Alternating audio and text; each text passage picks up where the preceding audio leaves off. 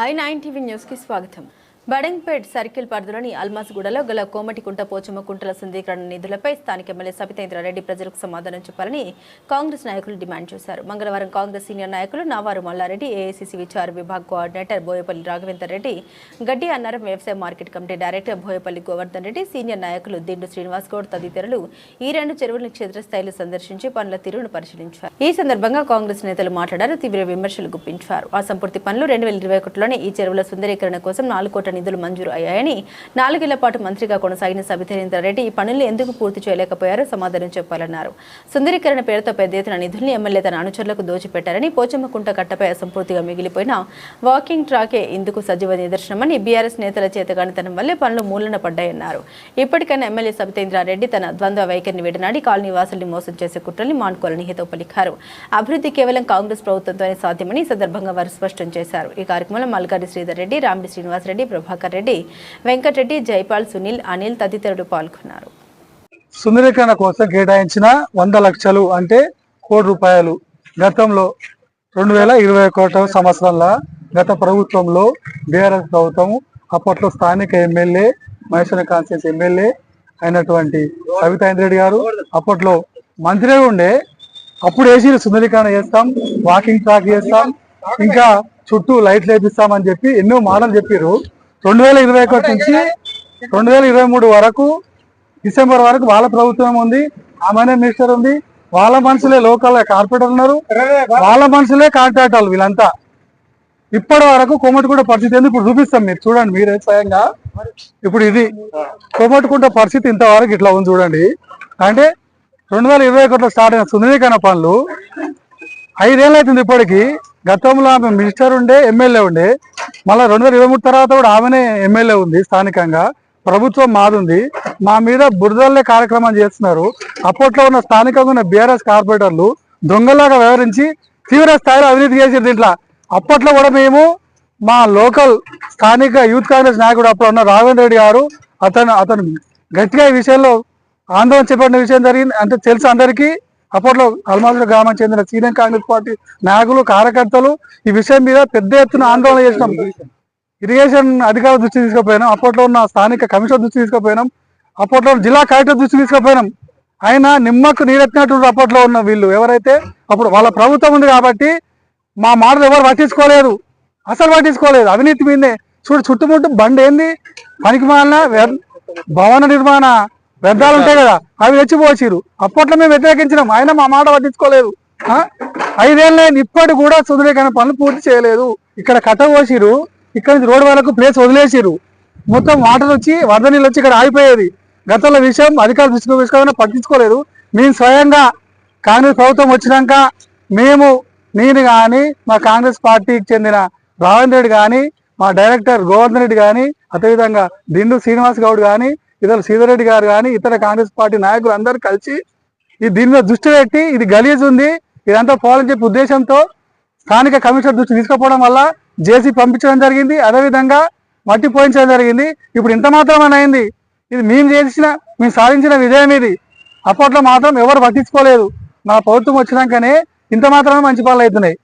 గత 3 రోజుల క్రితం స్థానిక ఎమ్మెల్యే సబితేంద్రారెడ్డి గారు వారి అనుచరులతో పాటు వచ్చి పోచమ్మకుంటలో ఈ పక్కకి ఏదో లైట్లు వచ్చినాయని చెప్పి లైట్లు ఓపెన్ చేస్తామని చెప్పి రావడం జరిగింది.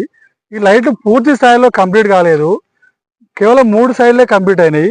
ఒక సైడ్ కంప్లీట్ కాలేదని చెప్పి కాంట్రాక్టర్ చెప్పినా, అధికారులు చెప్పినా పట్టించుకోకుండా అదేదో ముందు హడావుడిగా చేయడం జరిగింది. ఇక్కడ 11K ఉంది, 11K తీసేయాలి, తర్వాత చేస్తామని కాంట్రాక్టర్ చెప్తున్నా పట్టించుకోలేదు. ఈ విషయం మేము కాంట్రాక్టర్ నడితే అయినా ఇంకా కంప్లీట్ కాలేదని చెప్పి అన్నారు. ఇది ఓపెనింగ్ అవుతుందని చెప్పి అన్నప్పుడు కనీసం అధికారులు అయితే ఫోన్ చేస్తారు. అప్పుడు అధికారులు చేయొచ్చు, ఎమ్మెల్యే గారికి మీకు హక్కు ఉంది, కాదంటలేం. కానీ 2.5 సంవత్సరాలు కాదు, ఈ 2021లో స్టార్ట్ అయింది సుందరీకరణ. 2021లో ₹1 కోటి అని చెప్పి కేటాయించారు గత ప్రభుత్వం. టీఆర్ఎస్ ప్రభుత్వం ఉంది, టీఆర్ఎస్ పార్టీకి చెందిన కార్పొరేటర్లు, అప్పుడు ఆ మంత్రి ఉండే సబితేంద్రారెడ్డి గారు. అప్పుడు 2021 నుంచి 2023 డిసెంబర్ దాకా మీరు ప్రభుత్వం ఉన్నప్పుడు ఎందుకు కంప్లీట్ చేయలేకపోయారు? కోమటికుంట పోచమ్మకుంటకు సంబంధించిన సుందరీకరణ పనులు, వాకింగ్ ట్రాక్ ఎందుకు కంప్లీట్ చేయలేకపోయారు? ఇప్పుడు వచ్చి ఇంకా వాకింగ్ ట్రాక్ పూర్తి కాలేదు, ఈ పూర్తి స్థాయి సుందరీకరణ కాలేదు, కోమటికుంట పూర్తిగా అట్లే పడేసిరు. అక్కడ వాకింగ్ ట్రాక్ లేదు, ఏం లేదు, గలీజ్గా అయింది, డంపింగ్ యార్డ్కి తయారైంది కోమటికుంట. మేము ఎంతో నీట్గా చేయించినాం. ఈ మధ్యకాలంలో జిహెచ్ఎంసీ అధికారులు దృష్టి తీసుకుపోయి మేము కాంగ్రెస్ పార్టీకి చెందిన నాయకులను కలిసి వాళ్ళ దృష్టి తీసుకుపోయి కోమటికుంట చుట్టుముట్టు నీట్గా వేపిస్తుంది మేము. అదేవిధంగా పోచమ్మకుంటకు సంబంధించి గత 6 నెలల కింద సుందరీకరణ ఎందుకు అవుతారని చెప్పి మేము నిలదీస్తే స్థానిక ఎమ్మెల్యేను, అయితే ఆ స్థానికంగా ఉన్న టీఆర్ఎస్ పార్టీ చెందిన రామిరెడ్డి ఏమన్నా అంటే మేము ఆ ప్రభుత్వం లేదా నీకు చేతనైతే చేపియి అన్నాడు. మాకు చేతనైంది కాబట్టి ఈ విషయము స్థానికంగా ఉన్న కేఎల్ఆర్ ద్వారా స్థానిక ఇన్ఛార్జ్ మినిస్టర్ శ్రీధర్బాబు గారి దృష్టి తీసుకపోతే శ్రీధర్బాబు గారు హెచ్ఎండి కమిషనర్ ఫోన్ చేసి దీనికి సంబంధించిన పనులు స్టార్ట్ చేయమంటే హెచ్ఎండి కమిషనర్ స్థానికంగా ఉన్న కమిషనర్ గారు ఫోన్ చేసి చెప్పిండు. ఆయన చెప్తే స్థానికంగా అప్పట్లో ఉన్న సరస్వతి గారు 70 లక్షలతో పని స్టార్ట్ చేయాలని చెప్పి కాంట్రాక్టర్ కోరితే కాంట్రాక్టర్ పని స్టార్ట్ చేసిండు 4 నెలల కింద. ఈ మాత్రం పనులు అంటే మా వల్లనే, మా వల్ల కాదని చెప్పి రామిరెడ్డి అన్నందుకే వాళ్ళు కాదని చెప్పి మా ప్రభుత్వం లేదు, మా ఎమ్మెల్యే మీకు పనులు కాయిస్తలేదు అని చెప్పి అన్నారు. వాళ్ళు ఇక్కడ కాదు ఏ కాళ్ళు పోయినా అదే మాటలు మాట్లాడుతున్నారు. వాళ్ళు మాకేం పనులు అయితే లేవు, మా వల్ల కాదని చెప్పి చేతులు ఎత్తేస్తున్నారు. అంతో ఇంత పనులు అవుతున్నాయి. జిహెచ్ఎంసీ పరిధిలో బడంపేట మున్సిపల్ కార్యక్రమం అంటే మా వల్లనే కాంగ్రెస్ ప్రభుత్వం వచ్చినాక కాంగ్రెస్ పార్టీ నాయకులు కార్యకర్తలే నిత్యం ప్రజలకు అందుబాటులో ఉంటున్నాము. గత 2.5 సంవత్సరాల్లో మా ప్రభుత్వం వచ్చినాకనే చాలా డివిజన్లలో పాత డివిజన్లలో సీసీ రోడ్లు అయినాయి, అండర్ గ్రౌండ్ డ్రైనేజ్ పనులు అయినాయి. అంతకుముందు ఏం చేసిరా మీరు చెప్పంటున్నావు? ఎన్ని పెట్టాలి వస్తావా నువ్వు చూపిస్తావా? మీ వాళ్ళు ఏం పనులు అయినా అంటున్నావు? ఎన్ని పనులు కావాలి నీకు తెలియదా? మా ప్రభుత్వం వచ్చిన పనులు అయినాయి, మీరు ఉన్నప్పుడు ఏం పనులు అయినాయి? దోచుకోవడానికి సరిపోయింది. ఎక్కడ నిర్మాణాలు జరుగుతుంటే డబ్బులు దోచుకున్నారు, పార్కులు కబ్జా చేసిరు, గవర్నమెంట్ ల్యాండ్లు కబ్జా చేసిరు. ఈ విషయం అనేక సార్లు ప్రభుత్వం అప్పుడు గతంలో ఉన్నప్పుడు పట్టించుకోలే. వాళ్ళు మేము ఎన్నిసార్లు చెప్పినాం, ఫిర్యాదు చేసినా పట్టించుకోలే. పార్కులు కబ్జా అవుతున్నా పట్టించుకోలేదు. గ్రీన్ జోన్ లో లక్షల రూపాయలు వసూలు చేసి ఒక్కొక్క ఇంటి దగ్గర అక్కడ నిర్మాణం అని చెప్పి అడ్డగోలుగా ఇంటి నిర్మాణాలు ఇప్పించారు. దానికి అసలు ఏమాత్రము కరెక్ట్ ఉండదు అది. అయినా సరే పోని ఆ విషయాలు, ఎందుకంటే వానికి ఎందుకు అన్యాయం చేయాలి ఇలా అని చెప్పి మేము కూడా మళ్ళీ చెప్పినాము. ఇంత అవినీతి చేసిన వాళ్ళు మీకు ఏం హక్కు ఉందని చెప్పి మమ్మల్ని విమర్శిస్తారు. ఏడో పెద్ద అయ్యారు, ఏడొచ్చిరు సబితమ్మ కానీ మీరు కానీ కాంగ్రెస్ పార్టీలో పెద్దగా అయ్యి పెద్ద పెద్ద పదవులు అనుభవించి ఇప్పుడు టీఆర్ఎస్ పార్టీలోకి పోయి కాంగ్రెస్ పార్టీని రేవంత్ రెడ్డి విమర్శిస్తారా, రాహుల్ గాంధీ విమర్శిస్తారా? మీకు కాస్త సాగిందా? ఏడో పెద్ద అయ్యారు మీరు. అసలు మీ వల్ల కాదు, మీ పని అయిపోయింది కాబట్టి తూతు మంత్రంగా అసలు ఏమైందని చెప్పి మీరు వచ్చారు. పూర్తి స్థాయిలో అయిపోయినాకనే మీరు ఫోన్ చేసినాకనే మీరు ఓపెన్ చేసుకోవచ్చు కదా, మేమేం అనలేము కదా.